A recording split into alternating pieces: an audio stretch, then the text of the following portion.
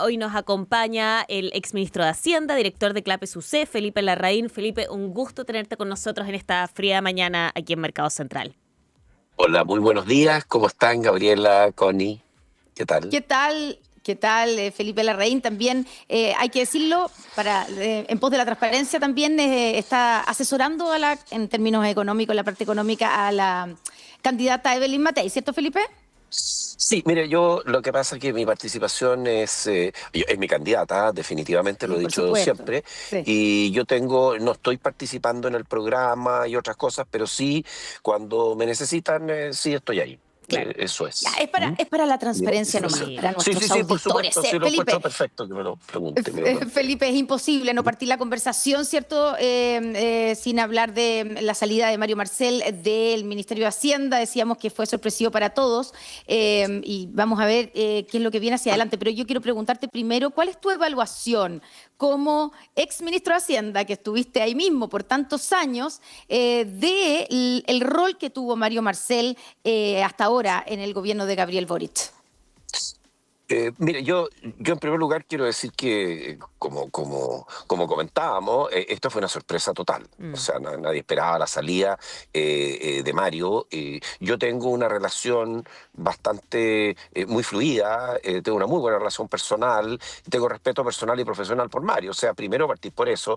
A mí me tocó trabajar con él cuando yo estaba en el Ministerio de Hacienda y él era presidente del Banco Central. O sea, Claro. tuvimos un periodo en que, y además el ministro de Hacienda y el presidente del Banco Central trabajan harto juntos, porque más allá de la natural autonomía que tiene el Banco Central, la coordinación es súper importante de las políticas económicas y el intercambio de información y todo eso. Entonces, en épocas en que teníamos reuniones semanales con él, o sea, yo lo conozco muy bien y creo que Mario hay cosas que creo que hay que destacar de su gestión.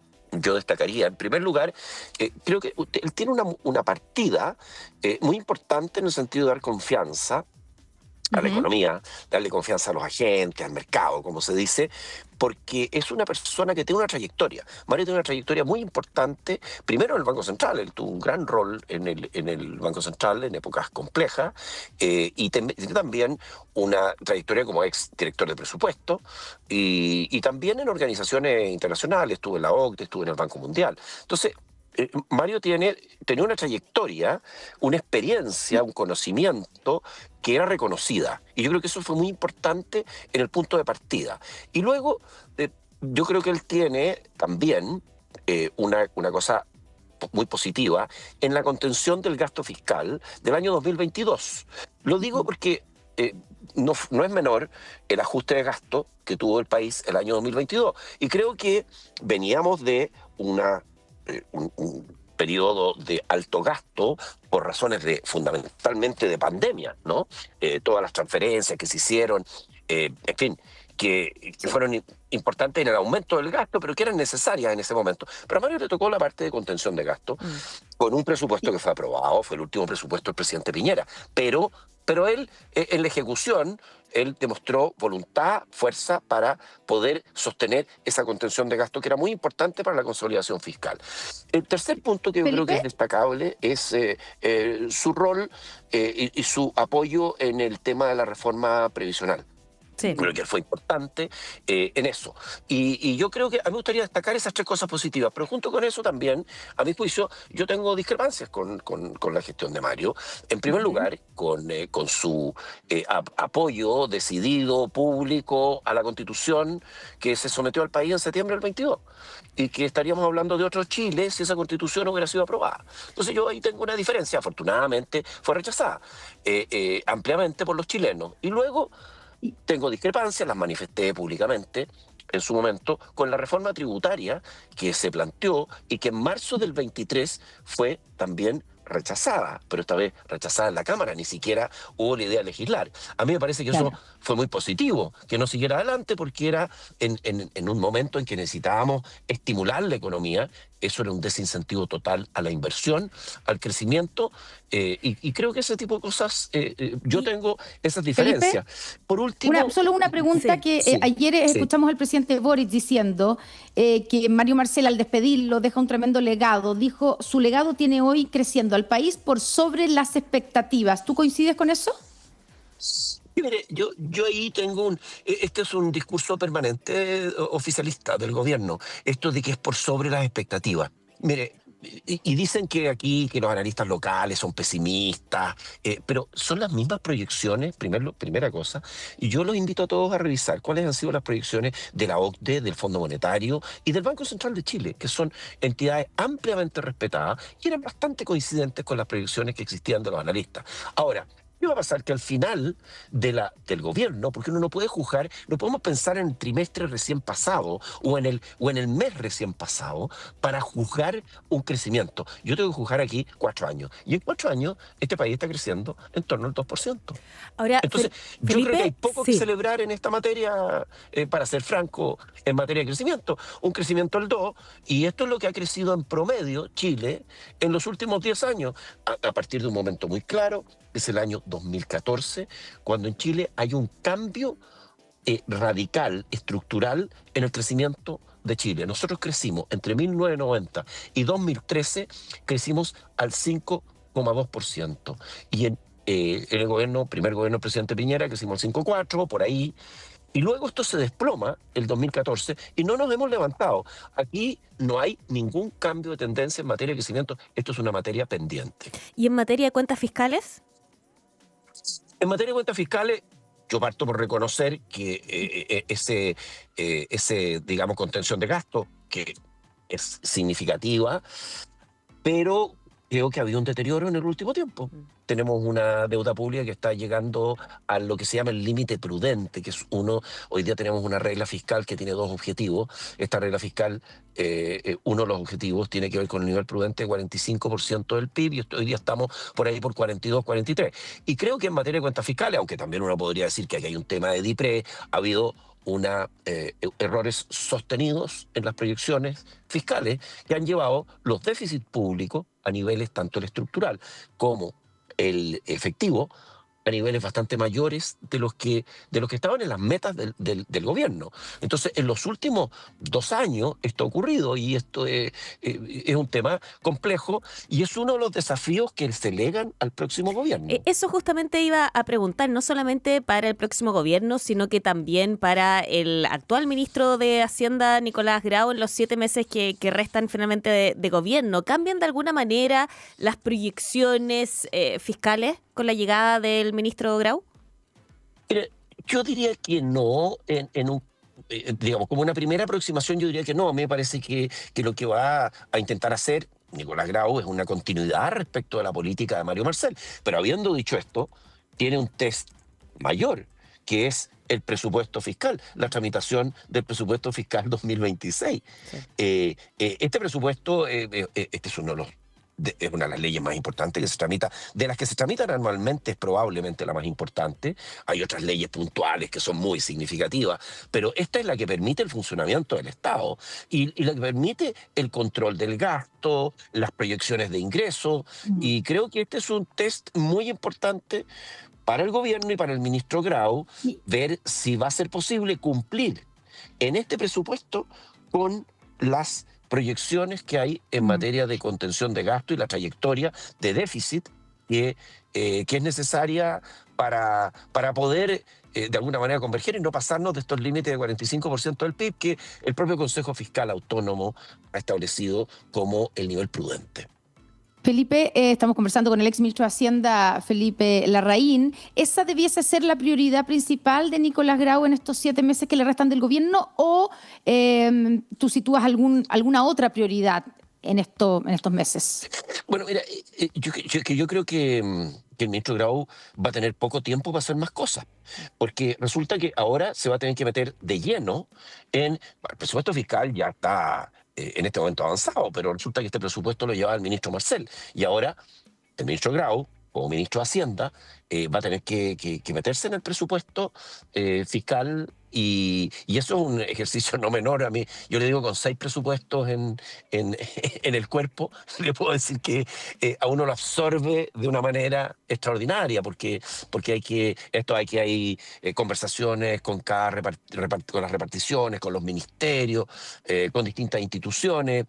Por supuesto que en algún momento uno tiene que llevarle todo esto al presidente de la República, el presidente tiene sus propias prioridades, y todo esto tiene que estar contenido dentro de los compromisos fiscales. Entonces, a mí me parece que yo me acuerdo que uno casi se trasladaba al paraíso en el mes particularmente en el mes de noviembre, ¿no? Porque el presupuesto, hay que recordar que el plazo límite para presentar el presupuesto es el 30 de septiembre, virtualmente en un mes más, eso es lo que queda. Y de ahí hay 2 meses que están fundamentalmente dedicados al presupuesto. Y uno sale de presupuesto y cae de lleno en la negociación de salarios del sector público. Entonces, dígame usted, ¿en qué momento va a ser otra cosa? Sí. Y luego, y ya tenemos la elección presidencial, que vamos a tener en el momento en que salga el presupuesto, que es el tope, después de la presentación del presupuesto, que el plazo tope, hay que decirlo porque la gente dice eso el 30 de noviembre, eso es aproximado, porque al final hay que contar 60 días desde que se presentó el presupuesto, y ese es el plazo en el cual se debe aprobar el presupuesto de la Nación. Y luego, ahí estamos a puertas de la segunda vuelta presidencial, y luego tener una negociación de salario del sector público. Entonces, que no es menor, es una negociación con todos los gremios del sector público, y es algo que también absorbe bastante tiempo. A mí me parece, por ejemplo, usted me pregunta, yo creo que aquí no hay ningún espacio para la reforma tributaria que dejó ingresar el ministro Marcel. No hay espacio alguno.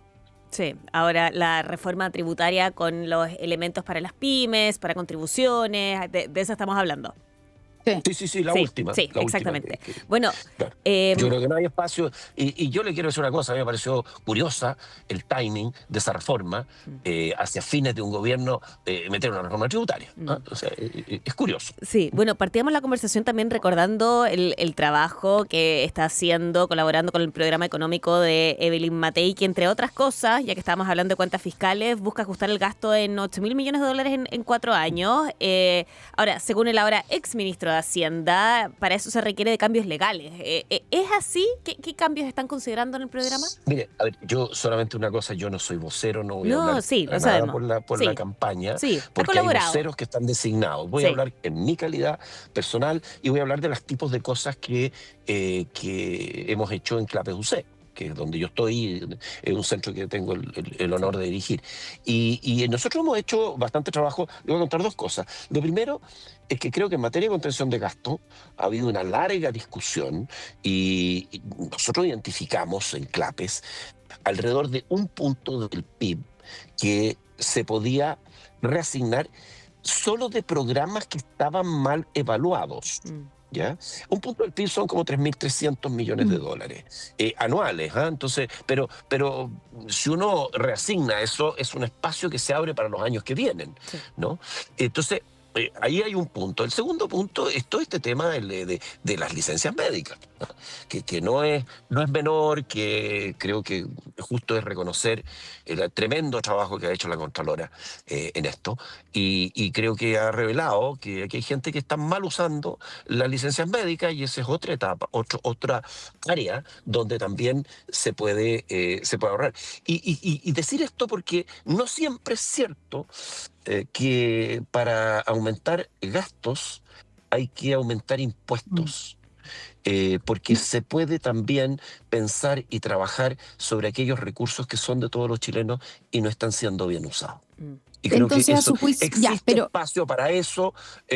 Sí, yo creo que existe. Se requiere voluntad política, sin duda alguna, porque pues yo no quiero decir que esto sea fácil, no lo quiero decir, porque no lo es. Pero es desde el punto de vista, digamos, económico y académico, Felipe Larraín, ¿es realista pensar que se puede ajustar el gasto en $8.000 millones en 4 años? Y le pongo inmediatamente la otra promesa de otro candidato, José Antonio Kast, que propone recortar el gasto en $6.000 millones en 1 año y medio, en 18 meses. ¿Son compromisos realistas? o Mire, es muy yo lo que difícil de creo que hay que lograr? hacer es que depende cómo se están haciendo las cuentas, porque usted me dice, mire, si yo recorto programas que están mal evaluados y que están, yo le hacía la cuenta, alrededor de un punto del PIB, 3.300 millones de dólares, claro, pero eso es el primer año. Al segundo año, usted tiene 6.600 y al tercer año, ¿no es cierto?, está casi en 10.000 millones de dólares. Entonces, todo depende de cómo estamos haciendo la cuenta. Yo, para poder opinar en detalle sobre esto, tengo que conocer los cálculos que se han hecho, pero creo que sí se puede hacer una. Y es más aún, yo no creo solo que se pueda hacer, yo creo que se debe hacer. Yo creo que es un imperativo moral, porque no podemos seguirle metiendo la mano al bolsillo a los chilenos y haciéndolos pagar más impuestos sin rendir adecuadamente. ¿Qué se está haciendo con esas plata? Rendir los recursos públicos y estar seguros de que los estamos usando Ya, pero no bien. me estás Y se lo contestando la digo, pregunta porque si es yo en realista mi la época, promesa o el compromiso de los candidatos. Por ejemplo, la de José Antonio Kast de reducir. Entiendo que depende de los cálculos que se hagan, pero hay cosas que uno dice, es que, esto no mire, es alcanza, que, esto no ¿sabe, Connie? llega, o esto sí. Mire, es que yo le voy a decir una cosa, yo creo que para eso hay que meterse bien en detalle, me parece que es una cosa, es una cifra significativa, pero yo para opinar tengo que mirar exactamente dónde se está proponiendo hacer eso para poder opinar. Yo creo que ¿es posible hacer un ajuste importante de gasto? Sí, posible. Y a veces a mí me preguntan, porque tienen toda la razón de hacerlo, decir, oiga, ¿y qué hizo usted cuando estaban haciendo? Bueno, yo cuando estaba en el Ministerio de Hacienda, nosotros hicimos 3 ajustes de gasto. Cada uno de ellos fue alrededor de 0,4 puntos del PIB. En total fueron 1,2 puntos del PIB anuales. Lo hicimos una vez para el terremoto, lo hicimos lo hicimos el 2010, el 2011 y el 2018. Y en esos 3 juntamos más o menos un ajuste de 4.000 millones de dólares anuales. Entonces, ¿se puede hacer? Sí. ¿Es fácil? No. ¿Se requiere voluntad? Sí. Y hay que entender una cosa. Detrás de algunos de estos programas que no están bien evaluados y que correspondería reasignar esos recursos, hay gente que los defiende abrazo partido. Entonces uno enfrenta esa defensa de los programas y esa defensa también la hacen algunos parlamentarios. Entonces creo que eso es interesante entender la economía política de ajustar el gasto, que no es menor. Felipe, además del tema de las cuentas públicas, tenemos el tema de crecimiento que también hemos tocado y está el tema del mercado laboral, que va a ser un desafío, por supuesto, también para el gobierno que asuma, independiente del color político. Hay un tema también con el envejecimiento de la población, y digo esto porque estuvieron lanzando un libro en Clapes UC, Vivir Más, Vivir Mejor, que habla sobre cómo desde el punto de vista económico se puede enfrentar también de mejor manera la edad adulta. Yo sé que es un libro, pero de todas maneras, si se pudiese disecar una idea que debiese ser prioridad en las políticas públicas, ¿cuál debiese ser? Mire, yo voy a hablar desde la perspectiva, me alegro que me comente eso porque hemos estado hablando bastante del libro Vivir Más, Vivir Mejor que hicimos con mis colegas Pedro Pablo Marín, el doctor geriatra, y Codardo Valenzuela, sociólogo. Los 3 somos investigadores de Clapes UC, y esto lo hicimos con la editorial Zigzag. Nos tocó justamente presentarlo el día lunes en el Club de Lectores, el día martes en el Club de Lectores del Mercurio. Y ya lo habíamos presentado antes. Este libro lo que hace, en primer lugar, es un enfoque, yo diría, optimista. Es un enfoque de optimismo vital. Porque lo que hace es decirle a las personas no solo que podemos vivir largo, sino que podemos vivir bien largo, pero que esto no va a dar por añadidura, que esto depende mucho de nosotros. Y para darle una sola digamos, variable clave. La gente tiende a pensar que estamos predeterminados genéticamente. Y la verdad es que en nuestra investigación los genes y la genética representan alrededor del 20% del tema, y que el 80% del envejecimiento de calidad depende de la actitud. Lo segundo es que hay que partir temprano, y en ese sentido también les digo a ustedes que son jóvenes que también les conviene el libro. Ya no tan jóvenes. Porque este es el libro, claro, porque nosotros decimos, mire, para hacer esto bien, usted tiene que partir entre los 30 y los 35. Nunca es tarde, pero el ideal es partir temprano. Estamos un poquito pasado nomás de eso. Bueno, para que vean ustedes que están incluidas, chiquillas. Más vale tarde que nunca. Claro, más vale tarde que nunca. Y en términos de políticas públicas, creo que hay cosas que son bien claves. En primer lugar, tomar conciencia y que las organizaciones, esto es un tema cultural también, políticas públicas y cultural, que las organizaciones y empresas no fuercen a los adultos, a las personas mayores, a retirarse a las edades legales de jubilación. Este es un cambio que tenemos que hacer porque las personas mayores tienen muchísimo que aportar y muchos de ellos y ellas quieren y pueden mantenerse trabajando y aportando. Tienen mucha experiencia, tienen capacidad y están muy bien. ¿Y por qué los van a tener que jubilar? Entonces, primera cosa y primera observación tiene que ver con que les permitan seguir aportando, pero lo segundo, en un mercado laboral como el que tenemos, en que la población está creciendo cada vez menos, vamos a necesitar también en ese mercado laboral a las personas mayores. Y nosotros planteamos en materia de políticas públicas que haya un incentivo, una suerte de subsidio al ahorro de las personas mayores, de aquellos que traspasan su edad de jubilación, por ejemplo, que les pongan $1 por cada peso que ahorren, y eso es mejor pensión, más recursos, más ahorro en el país y a la vez, ¿no es cierto?, la posibilidad de que esta gente siga aportando. Entonces yo creo que hay mucho que es de políticas públicas que se puede hacer en esta sociedad que está envejeciendo y que tenemos que preocuparnos de que envejezcamos bien. Felipe Larraín, ex ministro de Hacienda, director de Clapes UC, muchas gracias por conversar con nosotros aquí en Mercado Central. Le dejo pendiente la pregunta de si con esto de mantenerse trabajando, si estaría disponible para ser ministro de Hacienda nuevamente, por ejemplo, de un eventual gobierno de Belín Matei. No, yo ya he dicho que eso no lo voy a hacer, pero mire, yo no voy a seguir, bueno, a volver al gobierno, pero voy a seguir trabajando. Mire, a mí, yo voy a trabajar hasta que Dios diga. Eso, muy bien. Muchas gracias. Muchas gracias, Felipe Muchas gracias, Larraín, que Felipe. esté muy bien.